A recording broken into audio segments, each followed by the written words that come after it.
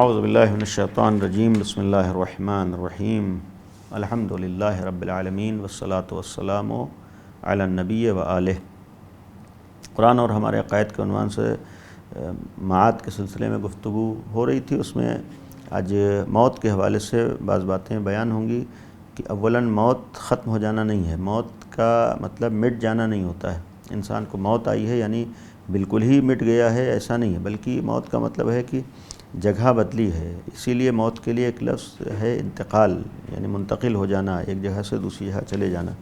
اس کے لیے خود قرآن کے جو الفاظ ہیں قل یتوفاکم ملک الموت الذی وکل بکم ثم الی ربکم ترجعون، یعنی کہہ دیے پیغمبر سے خطاب ہے کہ موت کا فرشتہ تم کو گویا لے لے گا۔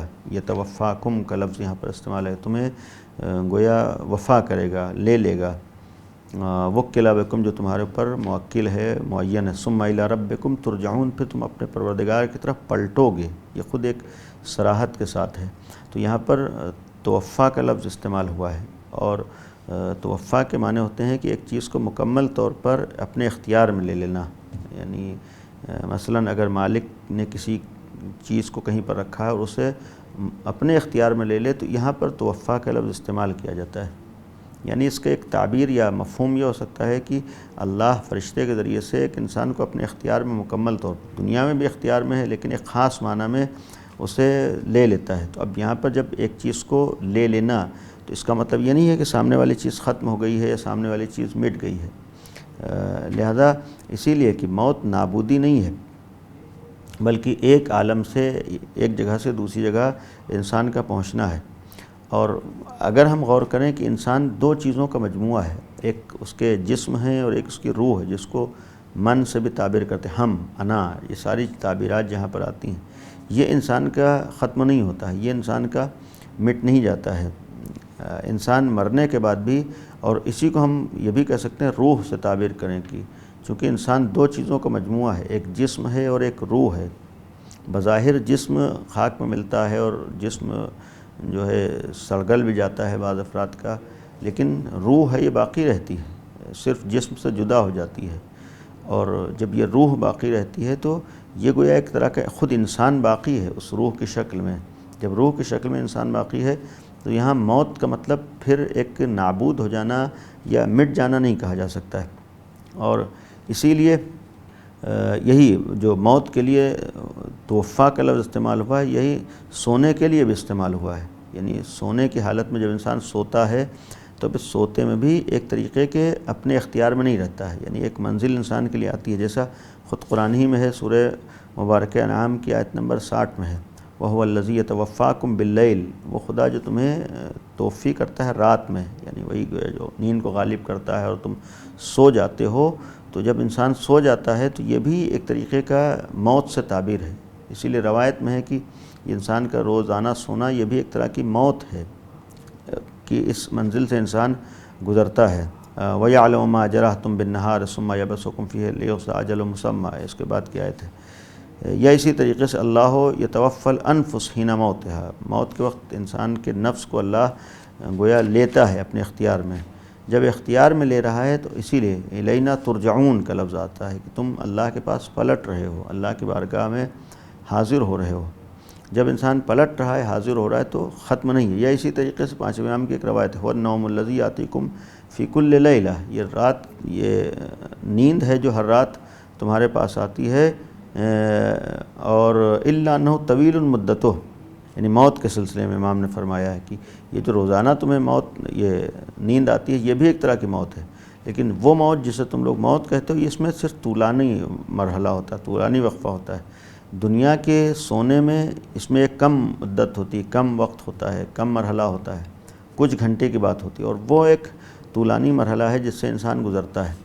اور جب انسان کے لیے موت گویا ایک نابودی نہیں ہے، بلکہ اللہ کی بارگاہ میں پلٹنا ہے اور اللہ کی بارگاہ میں حاضر ہونا ہے، تو پھر یہ خود ایک پیغام ہے کہ جب انسان کو حاضر ہونا ہے اور مٹنا نہیں ہے، ختم نہیں ہونا ہے، تو یہاں اپنے اعمال کی جانب توجہ دینا ہے کہ کس طریقے کے اعمال انجام دیے ہیں کہ جس کی وجہ سے جب اللہ کی بارگاہ میں حاضر ہو رہا ہے تو کیفیت کیا ہوگی اور عالم کیا ہوگا اور انسان کس طریقے سے اللہ کی بارگاہ میں حاضر ہوگا۔ اور جب انہی الفاظ میں تعبیرات ہے کہ اللہ اپنے اختیار میں لے لیتا ہے، یا خود قرآن کریم کی وہ مشہور آیت کہ انا للہ و انا الیہ راجعون، کہ ہم اللہ کے لیے ہیں اور ہمیں اللہ کی طرف پلٹ کر جانا ہے۔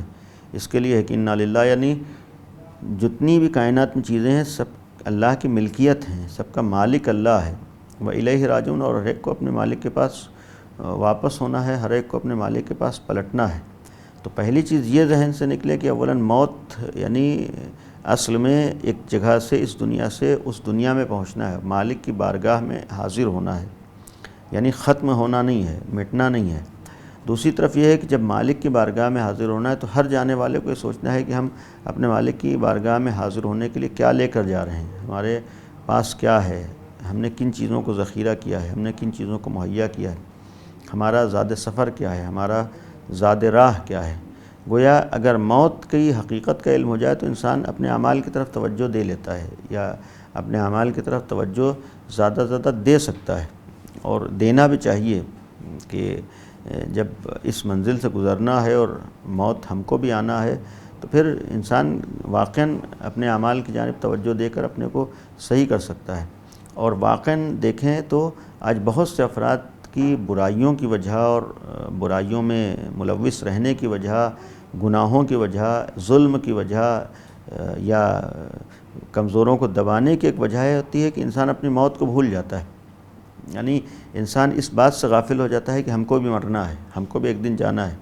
یا اسی طریقے سے آج آدمی دنیا کو جو حاصل کرنے کی صرف فکر میں رہتا ہے کہ دنیا کو کیسے حاصل کر لے، دنیا کی چیزوں کو کیسے حاصل کر لے، دنیا کا عہدہ ہے، منصب ہے، کرسی ہے، جو ہر طریقے سے اور ہر غلط طریقے سے حاصل کرنے کی کوشش ہوتی ہے۔ کہ وہی افراد کرتے ہیں جو اپنی موت سے غافل رہتے ہیں، جس کو یہ احساس ہوتا نہیں ہم کو بھی مرنا ہے، ہم کو بھی ایک دن جانا ہے۔ تو خود انسان سوچتا ہے جب ہمیں بھی جانا ہے تو ہم نے کیسی زندگی گزاری ہے، اور جب جانا ہے تو اس کے بعد کی زندگی ہماری کیسی ہونا چاہیے۔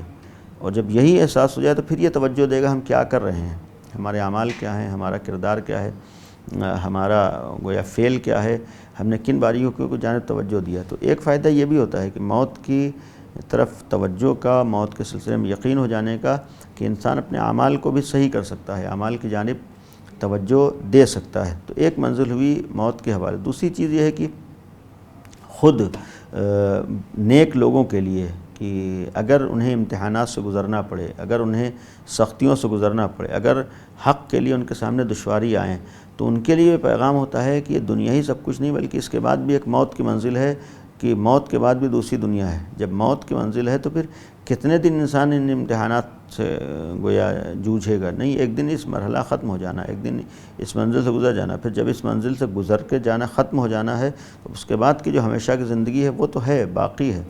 اسی لیے اس دنیا کو موت سے پہلے کی دنیا کو دنیا فانی کہا گیا ہے، موت کے بعد کی دنیا کو دنیا باقی کہا گیا ہے۔ یعنی یہاں کی زندگی، یہاں کا مرحلہ اور دنیاوی چیزیں کا ختم ہو جانا ہے، اور اس کے بعد کی چیزوں کو باقی رہنا ہے۔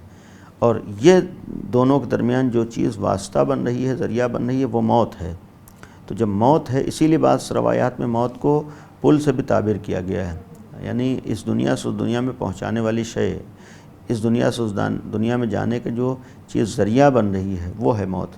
جب یہی ذریعہ بن رہی ہے اور یہی پہنچانے کا واسطہ بن رہی ہے تو اس بات کی بھی جانب توجہ دلا رہی ہے کہ یہ خالی ذریعہ ہے، انسان یہاں بھی زندگی گزار رہا تھا اور اس کے بعد بھی اس کے لیے زندگی ہے، یہاں بھی ایک طرح کی حیات تھی اور اس کے بعد بھی حیات ہے۔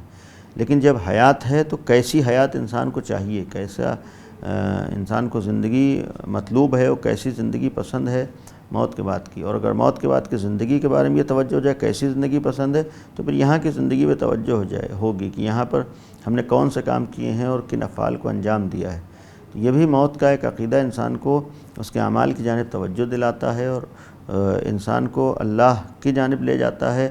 اور پھر یہی موت انسان کو مایوس نہیں ہونے دیتی ہے کہ ایک نہ ایک دن دنیا ختم ہو جائے گی۔ اور دوسری طرف ہے کہ یہ موت فرعون صفت افراد، یزید صفت افراد، متکبر و غرور و گھمنڈ کا شکار افراد کو گویا جھنجھوڑتی ہے، آواز دیتی ہے کہ ایک دن تمہیں بھی دنیا سے گزرنا ہے، دنیا سے چلے جانا ہے، موت کی منزل سے تک آنا ہے، موت سے فرار نہیں۔ جب موت سے نہیں فرار ہے تو پھر اپنے اعمال کی طرف توجہ دو، اپنے مظالم کو کم کرو، کمزوروں کو اگر دبا رہے ہو تو کمزوروں کو نہ دباؤ.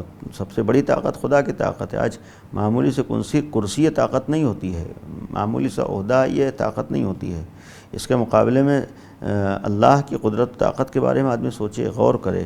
جب اللہ کی قدرت و طاقت کے بارے میں غور کرے گا تو پھر یہاں کے معاملات بھی اس کے لیے آسان ہو جائیں گے. بہت سی چیزوں کے لیے فیصلہ کرنا بہت آسان ہوگا کہ صحیح کیا ہے، غلط کیا ہے. یہ فیصلہ کرنا آسان ہوگا کہ حق کیا ہے، باطل کیا ہے، ہمیں کس راستے کے اوپر چلنا ہے. تو یہ بھی ایک منزل ہے. ہم اللہ سے دعا کریں کہ ہم سب کو حقیقت موت کو سمجھنے کی توفیق عنایت فرمائے، اور حق و باطل کے درمیان تمیز اور فرق کرنے کی توفیق عنایت فرمائے. اور ساتھ ہی ساتھ یہ دعا کریں کہ اللہ ہم سب کو حق پر باقی رہنے اور ثابت قدم رہنے کی توفیق عنایت فرمائے. ہر طریقے کے انحراف اور ہر طریقے کی برائیوں سے بچنے کی ہم سب کو توفیق عنایت فرمائے. وآخر دعوانا ان الحمد للہ رب العالمین.